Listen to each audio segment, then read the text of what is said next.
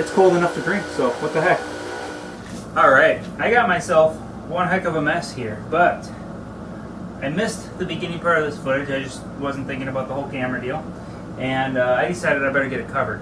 So I got the engine block here. This is the old one, the junk one with all the machine work that's needed. I decided I'm going to put it to non-car related good use. Since it's just an ls2, you can't do too much with it. I mean, it's good for low-end stuff, but the amount of work it requires to make it good again, and a brand new one's $1,300, it's not really worth it. I mean, you can maybe make it usable again for $900 or $1,000 after you're done with all your machining and stuff, but an extra $300 and you have a brand new one, so why? So anyway, I decided to make it into a table, okay? So I have the legs, I have this, but you'll notice I have a lot of other stuff lying around too. I have fittings, I have an AC compressor, I have some little deals that I made today. I got 6 of them. I know it's a V8, but I'm not positive that it'll work the way I want it to with all 8, and I ran out of copper tubing. No big deal. I want to use 6 first and try it. But my goal here is the ultimate man cave table, right? So what I'm going to do is these guys are going to go in the cylinders, right? They're going to sit inside the cylinder, and they are big enough. They're a 3-inch pipe that I opened up just a little bit, which is big enough for pop cans, pop bottles, water bottles, things like that, beer cans, beer bottles, you know, whatever a guy would like in his man cave, right? So I'm going to stick these guys in here, okay, and I'm going to have them all plumbed into the AC. The AC is going to be, this is from an old window unit that I had, but this AC coil here, this was the evaporator. I'm going to use it as the condenser because I'm not going to need as much cooling. And I'm going to use that pump in the block. I got to cut out the little windowed areas so I have enough room to shove it in there. But this guy's going to sit under here with a fan underneath it, so you won't even really be able to see it much. That compressor is going to sit inside the block, and there's going to be a plate covering that up, or an oil pan if I can find a spare oil pan, which will be pretty awesome. A nice big piece of glass on top of it. My ultimate goal with the whole project once this is done is to actually put it over here in this garage. I think it'll be pretty awesome to have this table sitting in here for my drinks whenever I need a drink or a customer, and I could show off engine block table badassery, you know. So I just figured I'd touch on that Saturday, so it's my day off from doing regular car work, and I wanted to do something cool. I wanted to do something hands-on still, but cool. So I figure I will let you guys enjoy my latest fun project. Like, share, subscribe, check out my channel for car repair stuff. But the Ultimate Man Cave table will be done hopefully here soon, and you guys get to watch it. Enjoy the video.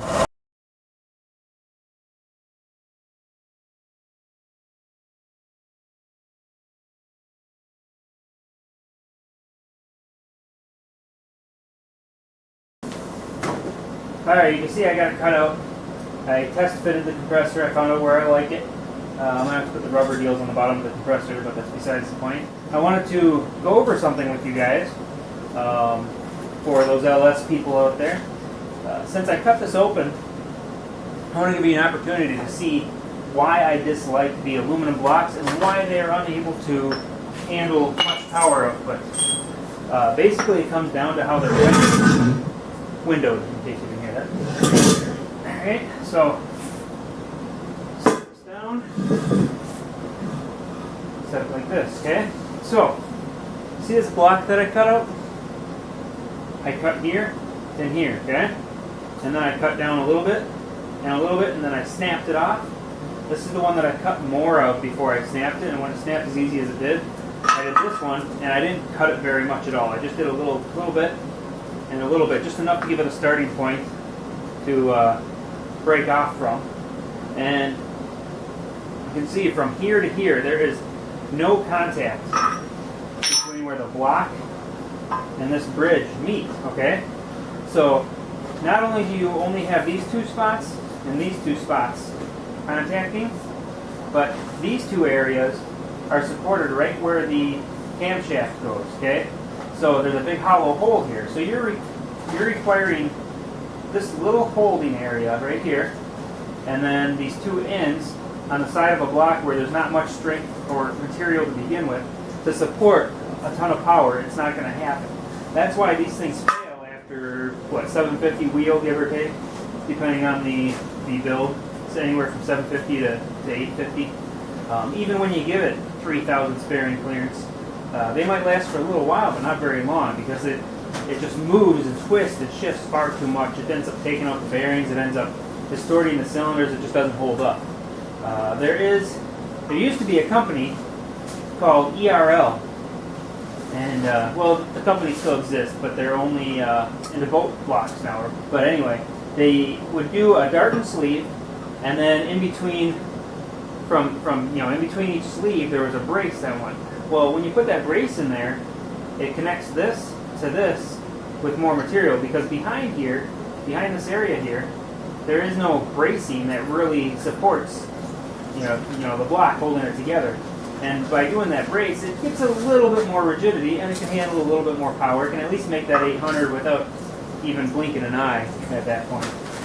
Just a little bit of reinforcement between each one of those sleeves makes a huge difference. And then on top of that, the Darton sleeves are much thicker, much stronger, and much more capable of not distorting under load.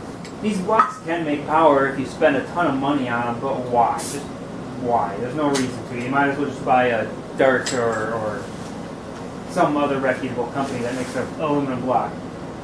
And I say that because of oiling. So when it comes to the oiling systems on these, you see this passage right here, okay? There is no passage coming from the side, no passage here, none here. It's only right here. So the oil goes up first, right? So it goes into the oil galley that follows along here, into the filter, and then shoots up into the cam, 2 cam runners. And the cam runners, one of those feeds down into here, which feeds into the crank. So it's literally a camshaft fed oiling system first, not a priority main. When it comes to race motors, you want a main bearing oiled first. You don't want anything but the mains and rods oiled first. Don't give a crap about the valve train until the motor's up and running. Apparently LS or GM, General Motors, decided that it was going to be wise to oil the valve train first for whatever dumb reason. So another disadvantage to these motors. Do they make power? Yes. Should they make power? Probably not.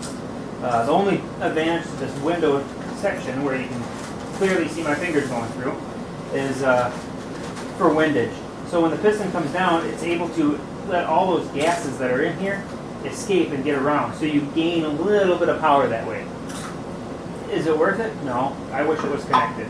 If these blocks were connected right here, where this casting is, and it doesn't have to be open up for the sleeve, if it was connected right here, it would make a massive difference in how strong this block is. If a guy could take and weld a piece in there, that would probably be worth the effort and worth the time. But anything else is just so much time and effort, it's too expensive. So I just wanted to make sure I covered that for you guys.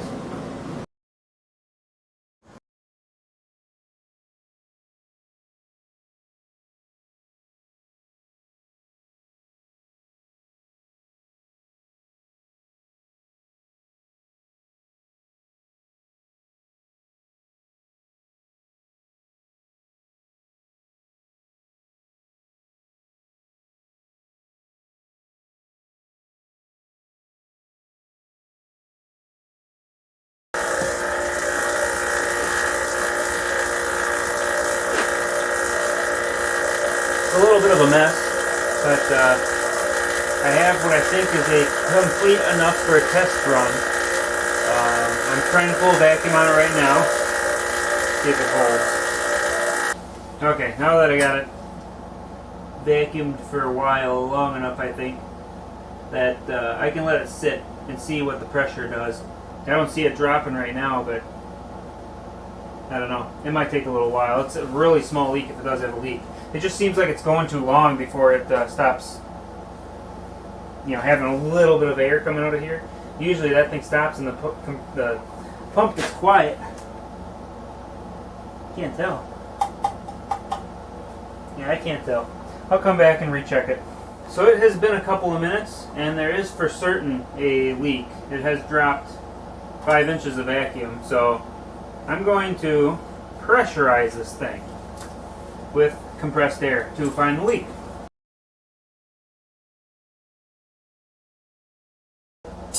I can certainly hear the leak, so now I just need to find it. Right here. Huh, first one I tried. How convenient is that? Funny how you just have a wrench a minute ago and it's just poof, gone. Seems it's kind of the story of my life when it comes to when I'm setting things down. They just disappear. Ah! Set it on the desk.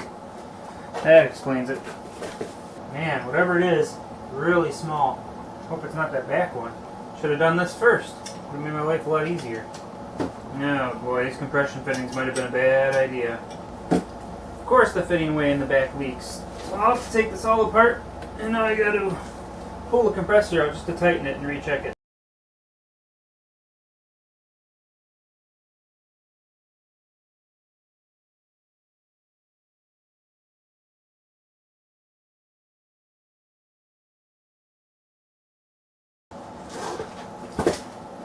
Well, that sucks. I wonder if this wasn't going to give me trouble. When I was tapping these holes, I couldn't get the tap to align the same on each one.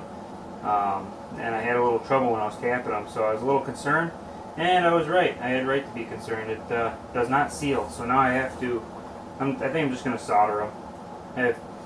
That's probably my best shot here, so I'll go ahead and do that, and then we'll try again, I guess. So I got the leaks fixed. I have it charged. You can see there's plenty of frost on here, so it is working extremely well. Pressures are a lot lower than I expected. I don't know if that's wrong freon on this pump or what, but it is working regardless, so I really don't care. The actual can temperature or can compartment temperature is reading in at 43-ish right now. It's been running for a little while now. I have that fan blowing underneath. I got the old evaporator, but I'm using it as the condenser and going backwards through it from the window unit. Here's the coil from it.